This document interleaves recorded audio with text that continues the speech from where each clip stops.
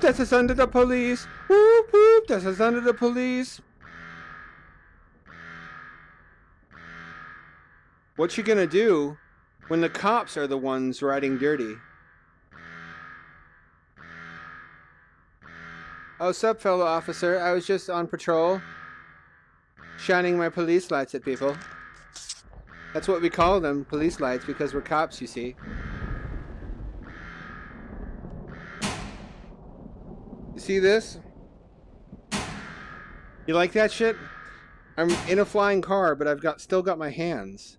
I can still control it with the triggers and thumbsticks, but there's like interactive shit you can do. What do you think this is? If you said air car, get the fuck out of here. Although that's basically what inspired us to create this. If you had a DK1 or DK2, probably at some point you played the Technolust graphics demo. It was one of the first demos for VR. It later got developed into one of the Rift CV1's launch titles. That then got a touch support patch. After I wrapped up writing for Narcosis and that game shipped, I was like, shit, I need money. And I don't want to work on anything that I'm not going to be proud of. I want to work on something I believe in.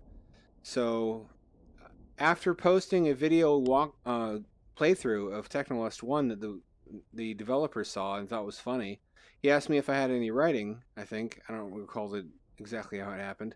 He wound up reading Metal Fever. People who have followed my blog for a while will know Metal Fever. In fact, I just finished reposting it. So Metal Fever 2, the Slow Reveal. You know I can write the shit out of cyberpunk. That's not a genre I have any trouble with. And when that became apparent to him, he invited me to come on board and write world building materials and character dialogue for Technolust 2. Which is not what this started out as. This was not originally going to be Technolust 2. I pushed for that. I was like, dude, why would you abandon an IP that's going to be nostalgic to people who have been with VR from the very start? And especially since it was going to be a cyberpunk game, it's like, why make two different cyberpunk games instead of continuing the IP and raking in sales from people who like the first one? So this is going to be the sequel to Technolust. Subtitle as yet undecided. There's going to be some kind of tagline.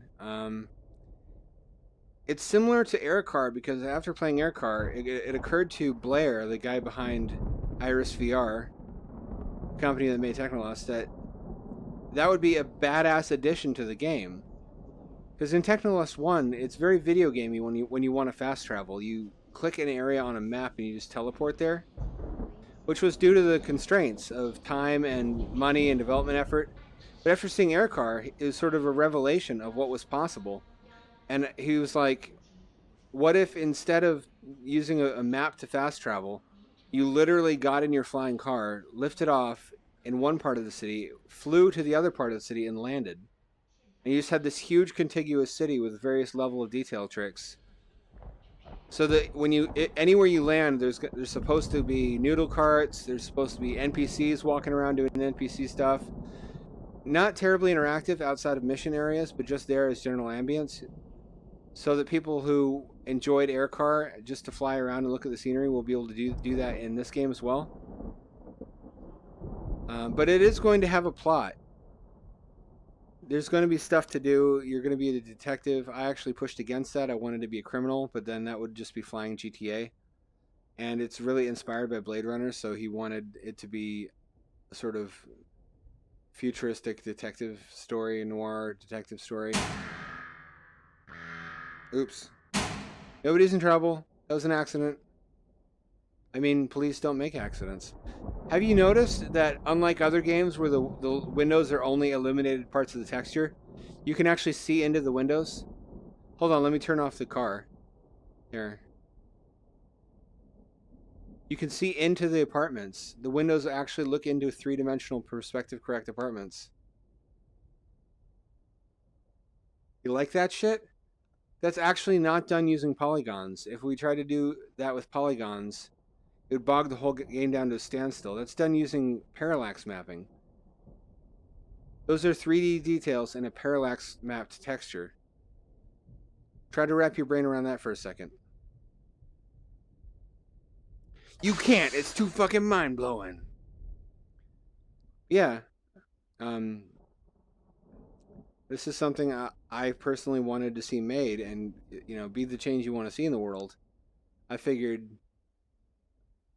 it could use my writing. I mean, not to toot my own horn or anything, but that's really not saying much. Most games don't have really well done writing at all, because the project lead, whoever's in charge of the game, basically probably has been sitting on ideas he had for video game stories since he was 17, and now he finally has his chance to make one of them. He's not going to be talked out of it, and he probably thinks his story is the best story ever, and it won't hear otherwise, like George Lucas. That's how you get shitty game stories that don't make sense. The exceptions are the games where they hired a writer. Somebody who actually knows what the fuck they're doing storytelling-wise. That's where I come in. I'm going to be writing the story. I'm going to be writing plot materials that flesh out what the deal is with this world. Can I land here? Yes, I can. Yep. You can land in special parts of the game that are set aside to be compatible with your car. The plan is to eventually be able to have you be able to land anywhere on a street. Where anywhere street is accessible, but currently that's how shit is set up for when you need to land your vehicle.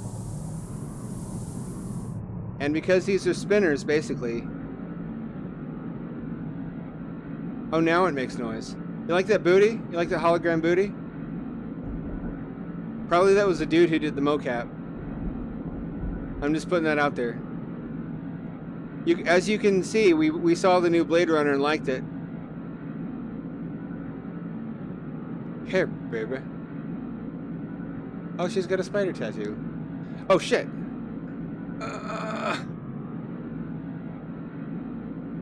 So the Elite Dangerous looking HUD up right there shows you where landing pads are. Currently, none of the landing pads actually have you doing anything at all. It's just there to show that the scripting for landing your vehicle works. And how far above or below you they are. I think it looks cool. This needs more visibility downward. But everything he's tried to do so far, like punching out a hole down here, does not look good. That's him, by the way. Cool looking motherfucker. With his $12 Amazon steampunk goggles.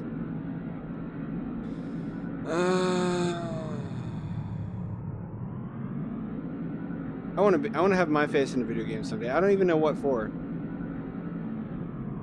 I just want it. Didn't I land here before? I think I did. Let me turn this off. See, this is what it should be like. But this is the ship that he bought off of Turbo Squid, and he doesn't want to have wasted his money. Even though the visibility is piss poor. Which I understand, but ultimately gameplay has to come before considerations like that.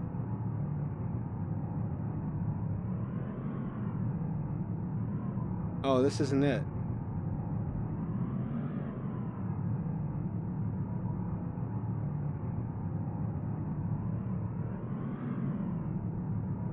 Is it down here? Yes, it is.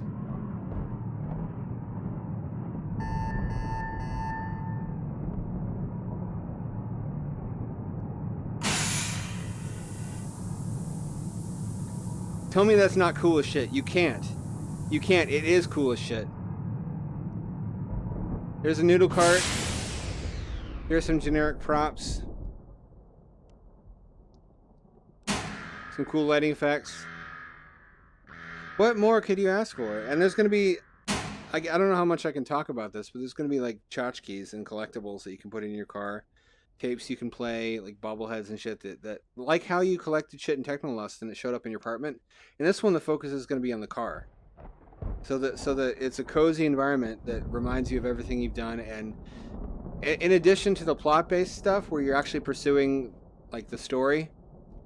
The more you play, the cozier and more entertaining it will become just to cruise around the city and look at all the cool details and shit. And there will be Easter eggs to find. There will be side missions of some kind. We haven't decided what form those will take yet. Really, I should have looked at his Twitter before I made this video to figure out how much he's revealed so far, rather than just clicking record. But here we are. Here we are. You know, this is as close as I come to making any kind of plan. But this is the state of the game so far. If you're excited about it, imagine how I feel. I get to write for this fucking thing.